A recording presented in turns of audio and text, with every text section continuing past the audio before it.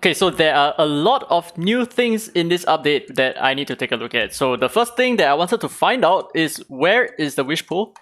So I have everything that I needed for like the first stage and the second stage, right? So I have more than 70 wish stones, which means that I should have unlocked the wish pool, and I also have more than 10 legendary espers, which means that I should have unlocked both the different tiering of the wish pool, something like that. Oh my god, my cat, please. Please don't. Coley, come on, don't do this to me. Okay, so anyway, let's take a look at some of the changes to the echo, which is, I think it's the elemental records, right? Now you can do 10 times spin, which is pretty cool. So let's just do our first 10 times spin in the, like, I guess the entire world. Oh my god. Yeah, so there is no pity just yet. I don't know whether they're going to include pity, but they're not going to attach wish stones to all of these summons, right? So as you can see, I did not get any wish stones, which is to be expected. Now let's take a look at the changes to the Sonic Rift. So I've actually done quite a few runs here, so you know what, I'll just let it run finish. But before that, I guess we can start off with the Ritual Miracles just to see how different it is. So I actually climbed all the way to the 13th difficulty.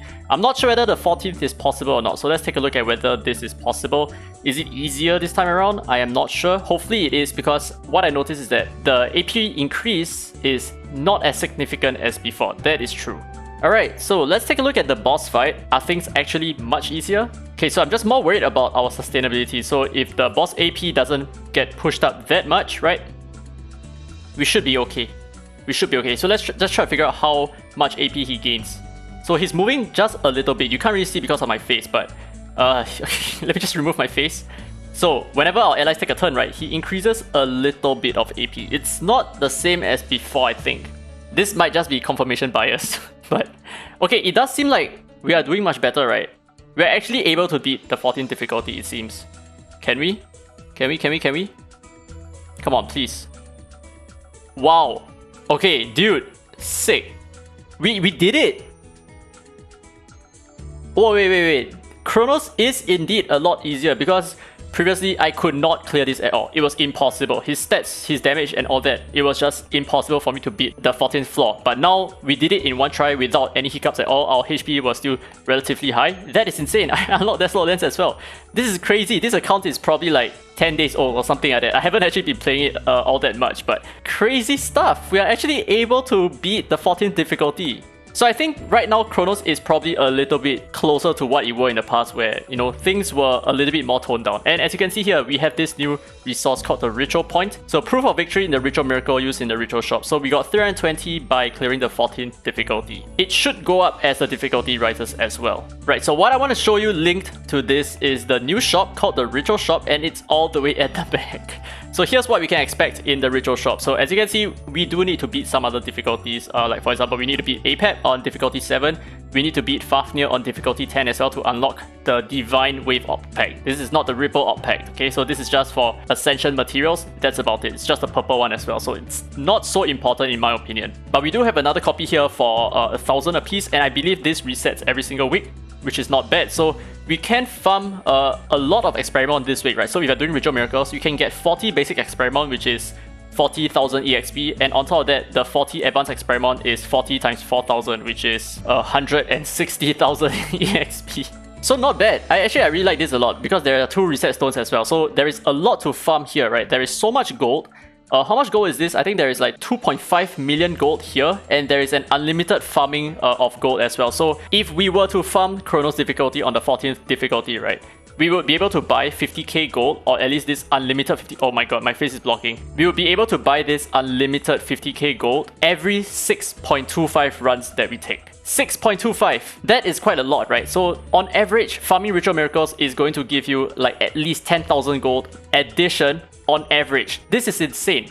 So right now we are getting 16,000 gold on the K14, which means that we should be expecting about on average 25k gold per K14 run. And I'm not even talking about K16 just yet. And at the same time, they also increase the cost of selling your enhanced relics, which could mean that K16 is actually a very, very powerful way for you to farm gold right now. So the changes here are excellent, and this is not the most exciting change in my opinion. The most exciting thing for me is how it benefits a free-to-play community, which is essentially the Sonic Rift right now. So as you can see, we do get gold, and every single run we are going to get an additional 16.2k gold, which is a lot. I feel like this is a lot because on top of that, they did boost the Ritual Miracles gold drop by an insane amount as well, on top of the Ritual Shop too. And as you can see, we are getting, it's a little bit jumbled up, but we are getting 10 of each of these types of Experimon. So it's still going to be the same EXP as before. So we are still going to expect 17,500 EXP per run, which is essentially 3 blue Experimon, 5 white Experimon, and 5 green Experimon. But the change here is that now the stamina cost is reduced as well. It is reduced by, I think it's about 20%, which means that we are actually gaining 25% more Experimon per stamina use. This is insane. So now it is indeed a lot more efficient to farm EXP this way, and on top of that, we are still going to farm gold as well. I cannot emphasize how good this change is. This change is like not just good for EXP farming, it is incredibly good for gold farming as well. So to cut to the chase, right, Purgatory 12 was not as EXP intensive as this current content is right now. So this content is actually a lot more EXP generous than Purgatory 12. 25% more EXP generous in fact. So we're also going to get a rerun of the Divine Support, and these are the 2 espers to be expected. Number 1, we have Embla, looks super sick, and we have Ethan as well, who, yeah, he's just like a good man, right?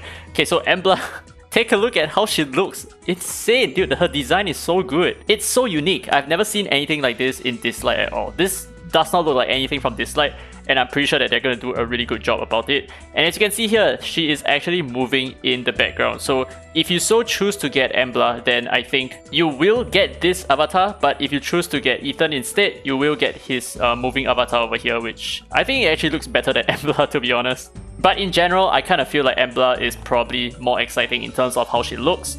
But what about the Esper in general? So all we know is that she is a fighter Inferno type. We do not know anything about her kit, we do not know anything about her captain ability, and we do know that Ethan is yet another flow type support. Of course, things can change, right? But between these 2 espers, I do feel like we still need flow type supports. We are still lacking a little bit. Fatum Sisters were not that great of a flow type support in my opinion. I mean, they had their perks, but they were not like game changing or anything like that. I need something better than what we have right now for flow type supports. But on the other hand, we do have another Infernal Fighter Esper, which I hope this time around she is more AoE damage based, because we have a lot of single target damage dealers, and our only AoE damage dealers, like for example Liling, who is like greatly nerfed, and we have Nauma as well, who requires so much setup just for him to work. I do hope that she might be steered towards the direction of like AoE damage, and that would be very exciting. But you know, I would highly recommend you guys vote for Ethan, if you know what I mean. Do you? Now let's take a look at the bounties as well. And as you can see, there are some changes, so let's figure out what these are. So I was a little bit confused about what the bounty on the right was, because it looks like a tape. So what can we expect? It's just, I didn't cheat. I literally did not know what to expect. It's just your essential materials, which is not bad for new players, because what you can see is that we are going to be able to obtain quite a fair bit of it, right? So it's pretty good, I think. And then this is also going to be more essential materials, and this is going to be, what is this? Stamina and memo chips. So complete this bounty mission and claim its rewards to get the same amount of stamina and memo chips. Wow, this is not bad. I like this a lot. So it gives you both stamina and memo chips. I like this. Yes, Dislyte, I approve of this. So if it's just going to be memo chips, I'm not too fond of it. But if it's a combination of both stamina and memo chips, this makes a lot of sense. This is like an instant clear reward for like farming content, right? I love this. This is really good. And of course, we can get Experimon, which is, oh my god, the green bounty actually gives you quite a fair amount of advanced Experimon. I was expecting like the green Experimon, but this is not bad. This is 12,000 EXP, which is slightly less than the EXP of 1 run, but yeah, okay, maybe it's not that worth it after all. It's worth like 8 stamina. But as you can see at the bottom, there is also the weekly completion times. And if you complete 4 bounties per week, you're going to get 200 Nexus Crystals and 50k gold. If you complete 8 of it, you're going to get 200 Nexus Crystals and 1 more gold record and 100,000 gold. And if you complete 12 bounties, oh my god, that's a lot of rewards, right? So there are in total 650 Nexus Crystals and 2 gold records, which is about 1,000 plus Nexus Crystals worth of just rewards. And on top of that, we're also going to obtain like 250k gold, which is a lot of resources. So they have actually become severely generous for some reason. And I'm not sure why this costs gold. Is this how it's going to work in the future? Is it just going to cost... It is just going to cost gold! Wow, this is a good change. This is a really, really good change. I like this so much. Because now that they are being so generous with gold, or at least a lot more generous, right? And refreshing a bounty is just going to cost you gold. That means that it's very easy for us to selectively farm the things that we are looking for. So let's just refresh a couple of times just to see what we might get. So far, we only see blues and greens. Okay, it's still going to be blues and greens. And there's something else that I saw as well, I noticed, which is this bounty assess here on the left, which is complete 12 bounty missions to level up. Oh! Oh, so that's how it works. So by completing more bounty missions, you are improving the rates of your bounties. This is so good. I like this so much. This is fantastic. This, I appreciate it a lot. This is going to make players do bounties just to play the game in general, just to increase the efficacy of their bounties, which I like so much. This is such a good change. I like this change so much. Wow, there are so many good changes in this update, huh? So I think that's it for this video right now. This is just like a very quick showcase of what we can expect. There is a lot of good changes over here, and I'm very excited about what's to come and how it's definitely going to push the game in the right direction. I like the changes so much. I know I've said this so many times, and I'm not being a sellout. I literally feel like this is a really, really good change, and I'm so happy about it. I mean, we have come so far, we have sacrificed so much, and we have fought so hard for this, and it is finally somewhat over here, and I can't wait to test whether am I able to climb Chronos a little bit higher as well. Maybe I can even do K15. I'll try it, and I'll probably update you guys in the future. But anyway, hope you guys enjoyed today's content. If you did, don't forget to click the thumbs up. It really helps the channel, and subscribe for more Dislyte content. Now with that said, this has been Derek Free to Play, and as always, I will see you in the next video.